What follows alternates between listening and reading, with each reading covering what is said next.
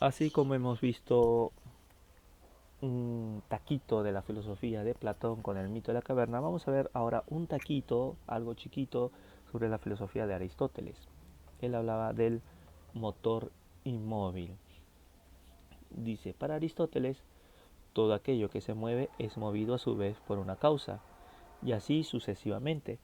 Por tanto, ha de existir algún tipo de motor en el inicio, algo que no sea movido por nadie y que sea lo que desencadene el proceso. Es decir, es como, no sé si ustedes, queridos alumnos, han jugado el dominó, si ponen las fichas delante o paradas, perdón, una tras otra, si mueves una fichita, esa fichita cae sobre encima de una y esa sobre otra y así sucesivamente hasta el final.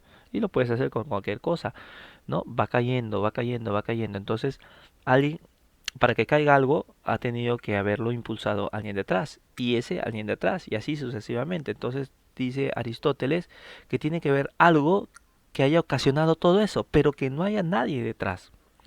No haya nadie que le vaya a ocasionar el movimiento, sino que él mismo causa. Y al mismo tiempo lo causa, pero sin moverse. Por eso Aristóteles habla del motor inmóvil. Santo Tomás de Aquino, filósofo, teólogo santo de la Edad Media, coge Aristóteles esta teoría del motor inmóvil y dice, es verdad, todas las causas son causadas por algo, valga la redundancia, pero tiene que haber algo incausado y que cause. Es decir, que nadie lo cause, que nadie produzca su movimiento, pero él pueda producir los movimientos a los demás sin él moverse. Tal vez es un poco complicado esto, lo que decía Aristóteles y Santo Tomás coge esto, como decíamos, y él dice, mira, esta causa incausada le da nombre, le dice que es Dios.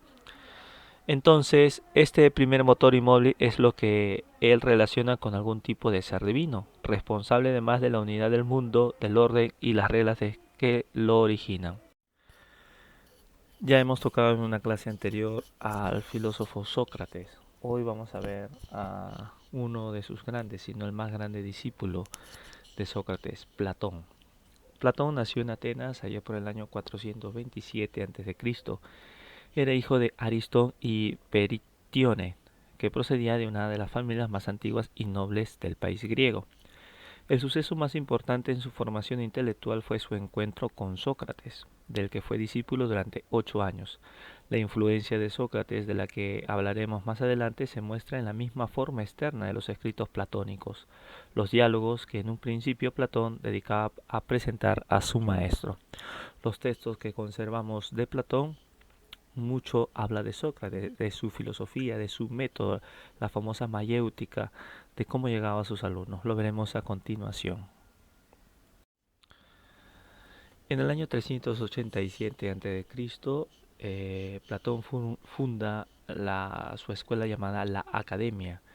Esta institución dedicada a la enseñanza tomó el nombre de su emplazamiento, es decir, un lugar a escasos 2 kilómetros de las murallas de la ciudad, consagrado al héroe Academos. De ahí viene su nombre, la Academia. La filosofía de Platón ha sido y es muy conocida por intelectuales antiguos y actuales, pero digamos así, la parte más conocida de Platón es por su alegoría a la caverna o el mito de la caverna, que ya lo habíamos estudiado antes, o al menos lo hemos mencionado. Pone allí en nuestra diapositiva, el mito de la caverna de Platón es una de las alegorías sobre la realidad de nuestro conocimiento. Platón crea el mito de la caverna para mostrar en sentido figurativo que nos encontramos encadenados dentro de una caverna desde que nacemos y cómo las sombras que vemos reflejadas en la pared componen aquello que consideramos real. También usa esta alegoría para explicar cómo es para el filósofo y maestro guiar a las personas al conocimiento, es decir, a la educación, intentando liberarlas de las ataduras de la realidad de la caverna. Según este filósofo, la gente llega a sentirse cómoda en su ignorancia y puede oponerse incluso violentamente a quienes intentan ayudarles a cambiar. El mito de la caverna se encuentra en el libro séptimo de la obra República de Platón, escrita ya por el año 380 a.C., y la importancia general también la encontramos de dicho mito en su obra La República. El mito de la caverna es un diálogo escrito por este filósofo Platón, en el que su maestro Sócrates y su hermano Glaucón hablan sobre cómo afecta el conocimiento y la educación filosófica a la sociedad y a los individuos. Es decir, este mito nace en la obra de Platón y escribe cómo Sócrates dialoga con su hermano Glaucón. En este diálogo, Sócrates pide a Glaucón que imagine a un grupo de prisioneros que se encuentran encadenados desde su infancia detrás de un muro, dentro de una caverna. Allí un fuego ilumina al otro lado del muro y los prisioneros ven las sombras proyectadas por objetos que se encuentran sobre este muro, los cuales son manipulados por otras personas que pasan por detrás.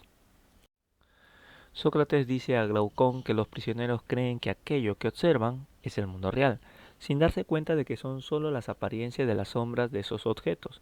Más adelante, uno de los prisioneros consigue liberarse de sus cadenas y comienza a ascender. Este observa la luz del fuego más allá del muro, cuyo resplandor le ciega y casi le hace volver a la oscuridad. Poco a poco, el hombre liberado se acostumbra a la luz del fuego y con cierta dificultad decide avanzar. Sócrates propone que este es un primer paso en la adquisición del conocimiento. Después el hombre sale al exterior, en donde observa primero los reflejos y sombras de las cosas y las personas, para luego verlas directamente. Finalmente el hombre observa las estrellas, a la luna y al sol, y Sócrates sugiere que el hombre aquí razona de forma tal que concibe ese mundo exterior, mundo de las ideas, como un mundo superior. El hombre entonces regresa para compartir esto con los prisioneros en la caverna, ya que siente que debe ayudarles a ascender también como él al mundo real. Cuando regresa a la caverna, por los otros prisioneros, el hombre no puede ver bien, porque se ha acostumbrado a la luz exterior. Los prisioneros piensan que el viaje le ha dañado y no desean acompañarle afuera. Platón, a través de Sócrates, afirma que estos prisioneros harían lo posible por evitar dicha travesía, llegando a matar incluso a quien se atreviera a intentar liberarlos. Hemos visto, queridos alumnos, la filosofía del mundo de las ideas de Platón, donde nos habla de, en este famoso mito de la caverna o la alegoría de la caverna, cómo uno sale de esa caverna para darse cuenta que la vida real no es en la caverna, sino fuera de ella. Ese es el filósofo, el que se da cuenta que este mundo no es real, sino el mundo real es el mundo de las ideas, es el mundo que no se puede palpar, que no se puede tocar y solo los filósofos pueden llegar. Y es por eso que este hombre que salió de la caverna regresa a la caverna no con intención de quedarse, sino con la intención de que sus compañeros, aquellos que estaban con él, salgan también, pero no les hacen caso y son capaces de matar a este personaje que había salido de la caverna. Platón va a decir que este hombre que salió de la caverna es Sócrates y por decir la verdad, por vivir realmente, valga la redundancia, la vida original, quiere que los demás también descubran esta vivencia. Y por eso van a matar a Sócrates bebiendo la famosa o el famoso veneno, la cicuta. Ahora, queridos alumnos, vamos a ver a Aristóteles, que nació en Estagira, Macedonia, allá por el año 384 a.C. Era hijo del influyente Nicómaco, médico personal del rey Amintas III, lo que facilitó más tarde sus conexiones con la corte de la capital, Pella, donde vivió en su juventud. La temprana muerte de sus padres cuando él tenía solo 17 años le puso en manos de su tutor, Proxeno de Atarneo, quien poco después decidió que el joven viajara a Atenas, al gran centro cultural de Grecia en la época, para instruirse.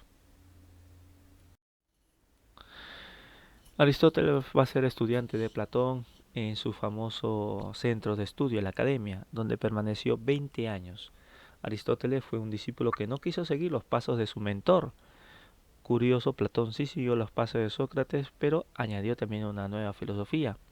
Aristóteles estudia a Sócrates, estudia a Platón, pero él no decide continuar su filosofía, sino se abre espacio para iniciar una nueva filosofía. Como dice allí, fundando una filosofía completamente distinta que ponía sus ojos más en la realidad que en el mundo de las ideas, del que fuera su maestro. Platón hablaba del mundo de las ideas y el mundo sensible. El mundo sensible es el mundo en el cual vivimos y el mundo de las ideas, para hablar cristianamente, es el cielo. Pero Aristóteles decía, no, no existe este mundo de las ideas, todo se da aquí, en este mundo real, sensible, aquí está todo. Así desarrolló métodos y principios que darían lugar a invenciones como la lógica y su teoría del conocimiento y sistema inductivo, el estudio de lo particular para alcanzar una verdad universal.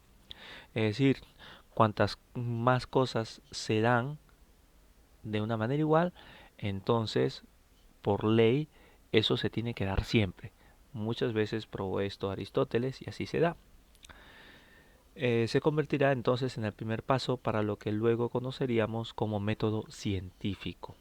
Para Aristóteles, la piedra angular del conocimiento es la experiencia, es decir, con tus sentidos poder captar la realidad y la información que nos llega por los sentidos. Pese a ser discípulo de Platón, Aristóteles fundó un sistema filosófico propio, como habíamos dicho anteriormente, alejado de algunas de las más importantes teorías de su maestro, como el mundo de las ideas. Si Platón hablaba de la existencia de dos dimensiones distintas de la realidad, es decir, el mundo sensible, el mundo que yo puedo ver, tocar, sentir, y el mundo inteligible de las ideas, que es el mundo de las cosas que yo no puedo ver, de las cosas que yo no puedo tocar. Dice Aristóteles, lo va a rechazar y él va a apostar por la idea de que el mundo es solamente uno, sin compartimientos. Entonces para Platón, digamos así, existían dos mundos, el mundo real y el mundo inteligible, el mundo sensible y el mundo de las ideas.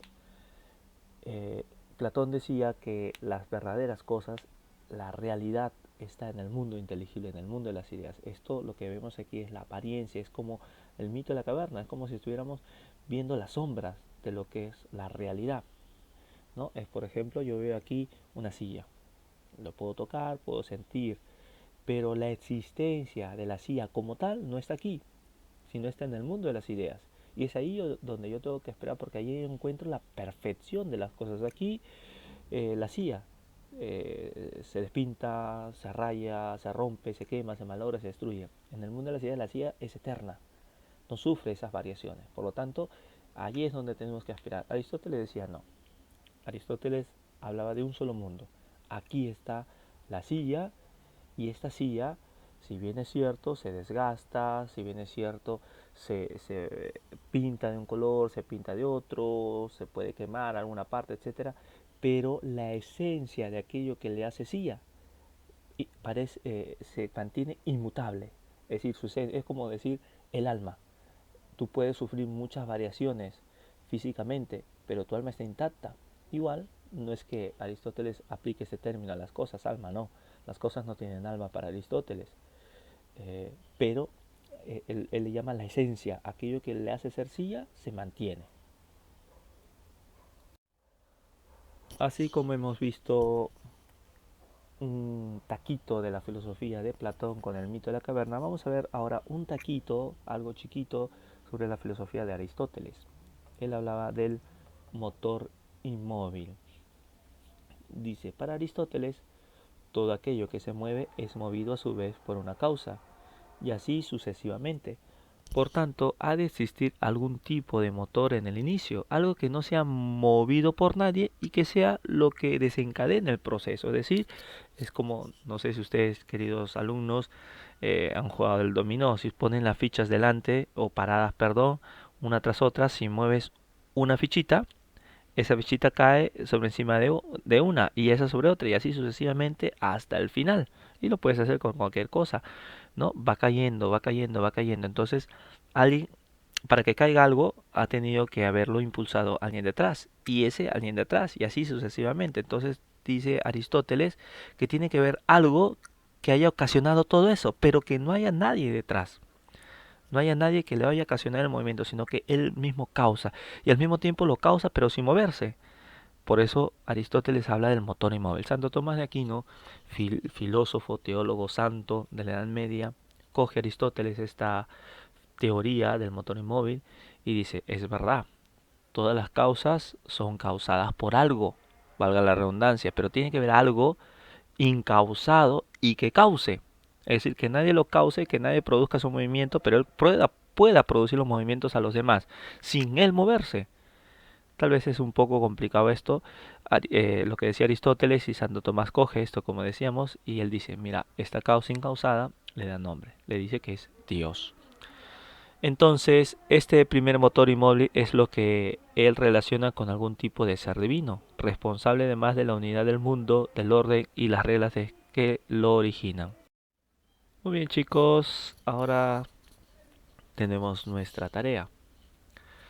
Vamos a ver dentro de unos segundos dos videos. Quiero que respondan unas interrogantes en cada video. Uno trata sobre Aristóteles y el otro sobre el mito de la caverna de Platón. Una vez visto el video de Aristóteles, quiero que respondan las siguientes interrogantes. ¿En qué se basa el pensamiento de Aristóteles? ¿Qué son las teorías éticas teleológicas? ¿Qué son las teorías éticas deontológicas? ¿Qué es el bien para Aristóteles? ¿Y qué es aquello que hace feliz al ser humano? Son las interrogantes que vamos a responder según el video. Es muy sencillo el video que van a poder observar. Y luego después el siguiente sobre Platón. Una vez terminado el video, quiero que me respondan qué significa salir del mito según el mito de la caverna, según este video. Muy bien, chicos, nos vemos en la siguiente clase.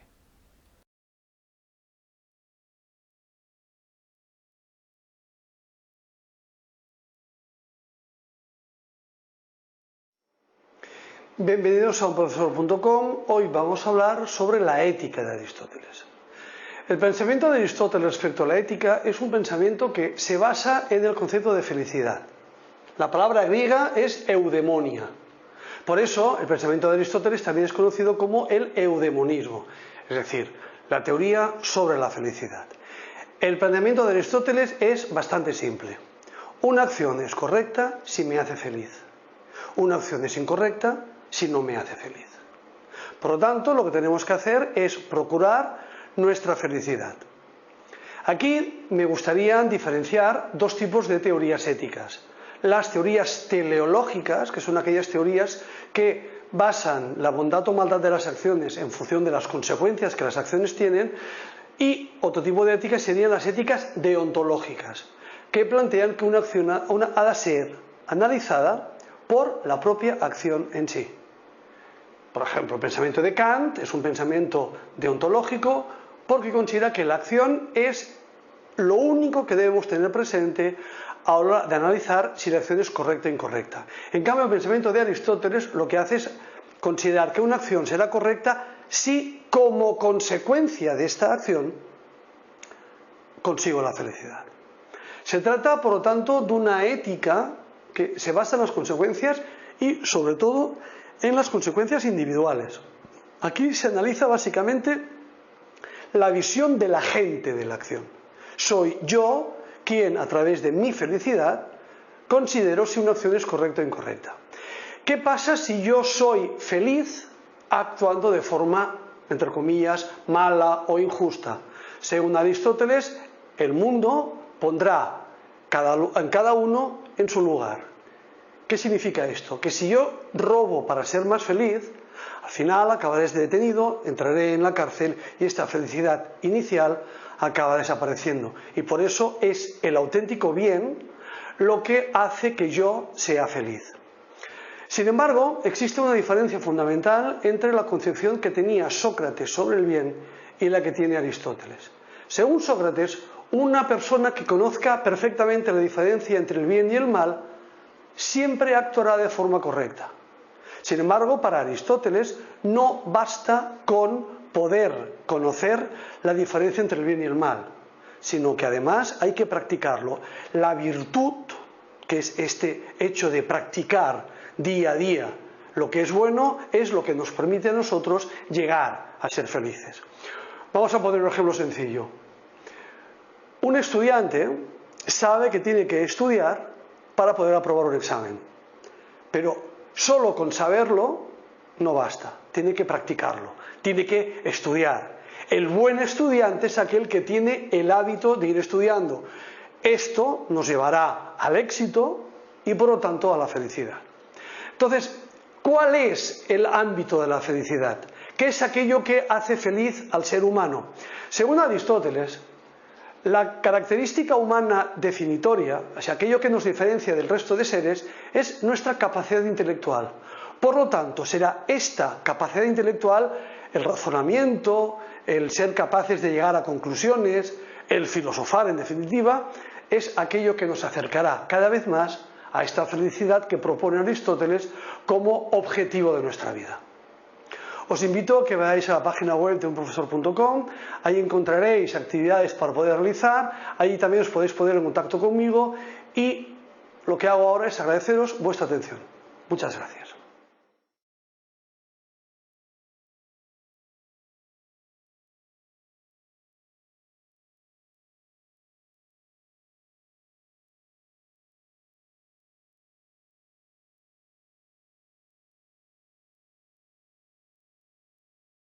Hace ya unos largos 2400 años, Platón, uno de los grandes filósofos de la historia de la humanidad, escribió en su libro La República lo que conocemos como el mito de la caverna. Este mito, que es en realidad una alegoría, es una representación metafórica de la vida humana en un determinado sentido. En la alegoría se describe a varios prisioneros confinados dentro de una cueva desde su nacimiento, sin ningún conocimiento del mundo externo, atados de pies, manos y cabeza, de manera que no pueden moverse ni girar sus cabezas en ninguna dirección. Tan solo pueden mirar hacia la pared que se encuentra enfrente. Detrás se encuentra un pequeño muro y detrás de este una hoguera. Las personas del exterior a veces se pasean por la caverna caminando entre el muro y el fuego, llevando con ellos todo tipo de objetos, de modo que el fuego hace que sus sombras se proyecten sobre la pared a la que miran los prisioneros. Estos, al no conocer otra cosa, creen que dichas sombras son las formas reales del mundo, su mundo. Un día, uno de los prisioneros es liberado y llevado fuera de la cueva. Al principio, el drástico cambio entre oscuridad y luz le produce ceguera temporal, desorientándole por completo e impidiéndole ver con claridad las formas reales del mundo exterior. Tras unos segundos de habituamiento, el exprisionero empieza a recuperar la visión poco a poco, comenzando a vislumbrar las formas reales de las sombras proyectadas que hasta el momento había conocido. Al principio no da crédito de lo que ven sus ojos, pero cuando estos se han terminado de adaptar gradualmente, se da cuenta de que las formas reales son mucho más claras, su profundidad, su contorno, sus colores, los sonidos que producen. Ahora todo es real. El exprisionero regresa a la cueva para compartir este gran descubrimiento con sus compañeros, pero al entrar, sus ojos ya no están acostumbrados a la oscuridad, y de nuevo se queda temporalmente cegado sin poder ver las sombras proyectadas en la pared. Sus excompañeros prisioneros creen que el hecho de haber salido al exterior le ha vuelto completamente estúpido además de ciego, y se niegan violentamente a ser liberados. Esta historia es una alegoría de la vida de aquellas personas que buscan y encuentran la verdad. Los prisioneros son las personas que no se cultivan, los seres humanos ignorantes que dan por sentada su realidad y su única perspectiva. Las personas sin hambre de conocimiento y sin ambición de crecimiento, las personas que no se cuestionan. El sol es la luz de la razón y el conocimiento que hace brillar la vida. Y el rechazo de los prisioneros al exprisionero retornado es el rechazo que toda persona con conocimiento sufre cuando expone su sabiduría y verdad ante un mundo ignorante. Las personas no solo se sienten cómodas y confiadas en su ignorancia, sino que son hostiles hacia quienes lo señalan. Todos nacemos en la cueva, todos somos ignorantes al nacer, pero es nuestro deber y nuestra responsabilidad para con nosotros mismos explorar la manera de salir de nuestras cuevas, romper con nuestros paradigmas que son las cadenas que nos atan a la cueva, abandonar la falsa creencia de que nuestra verdad es la única y nuestra realidad es la única tangible. Muchas de las cosas que perseguimos, como la fama, el dinero, la belleza absoluta, la pareja perfecta o el trabajo de ensueño, son mucho menos reales de lo que creemos y a menudo son fantasmas proyectados sobre nuestras frágiles y erróneas mentes. Salir de la caverna significa abrir nuestra mente a nuevas perspectivas, respetar y aprender de la diversidad que nos ofrece la opinión. Se trata de aprender a escuchar, de no tratar de imponer nuestra verdad sobre los demás como haría un nazi, de experimentar con lo nuevo y cuestionar lo viejo, de ser humildes y ganar conciencia de que el conocimiento es infinito y nosotros no lo poseemos. Cada vez que aprendes algo, cada vez que abres los ojos para mirar en una nueva dirección, es imposible volver atrás. Ya no puedes cerrar los ojos y hacer como si no hubiera pasado nada. No puedes ponerte una venda y hacer como que tal aprendizaje nunca ha existido, porque una vez lo conoces, ya es parte de ti. Y cuando trates de ponerte la venda, te quemará, porque estarás tratando de engañarte a ti mismo. Todos contamos con falsos paradigmas, puntos de vista impuestos por las circunstancias de la vida, por la manera en la que hemos crecido, por nuestro entorno o incluso por la suerte que hemos tenido. Y ser consciente de la existencia de estos paradigmas es el primer paso para romper con ellos y darnos la oportunidad de contemplar las cosas desde puntos de vista que, aunque siempre han estado enfrente de nosotros, nunca nos habíamos detenido antes a mirarlos. Así que para empezar por algún lado, yo, que en ciertos aspectos ya he salido de la caverna, regreso hoy a ella para decirte que he estado ahí fuera, y sé con toda certeza que tú eres capaz de todo. Que tus mayores limitaciones no son económicas, no son sociales y no son físicas, son mentales. Que tu mayor enemigo no está fuera, sino dentro. Que solo tú puedes romper esas limitaciones con la espada de la actitud. Que el trabajo duro es mucho mejor que la virtud. Que la desgracia sí viene por sí sola, pero la suerte no lo hace. Y ahora es tu turno. Puedes creerme y soltar tus cadenas, o rechazarme y quedarte en la cueva.